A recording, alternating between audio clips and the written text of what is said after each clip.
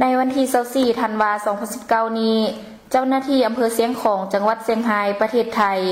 ร่วมกับเจ้าหน้าที่แขวงบ่อแก้วสปป.ลาวได้เปิดพิธีกิจกรรมการลาดตระเวนร่วมลาวไทยอยู่ที่ด้านหอเวียงอำเภอเสียงของจังหวัดเชียงรายฝ่ายไทยนำโดยท่านประเสริฐจิตฟรีชีพปลัดจังหวัดเชียงรายและท่านมานิตโกเมศผู้อำนวยการสำนักงานป้องกันและปราบปรามยาเสพติดภาค5พร้อมด้วยคณะ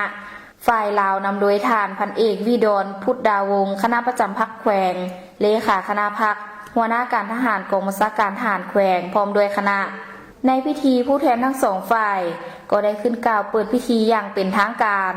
จากนั้นเจ้าหน้าที่ลาวไทยก็ได้ร่วมกันลาดตระเวนจากด้านหอเวียงอำเภอเสียงของขึ้นไปตามลำน้ำคลองจนถึงด่านบ้านหาดบายชายแดนอำเภอเสียงของเสียงแสนกุ้งกันข้ามกับบ้านน้ำกึ่งใหม่เมืองต้นเพิงแขวงบ่อแก้วการลาดตระเวนร่วมในครั้งนี้เป็นการสืบเนื่องจากการประสานงานยาเสพติด BLO ที่สองฝ่ายได้ร่วมกันจัดตั้งปฏิบัติครั้งที่ผ่านมาเพื่อร่วมกันแก้ไขปัญหาการลักลอบค้าขายยาเสพติดการค้าขายเถื่อนการค้ามนุษย์ตลอดฮอดการเข้าออกเมืองที่ผิดกฎหมายของสองประเทศตามชายแดนลาวไทย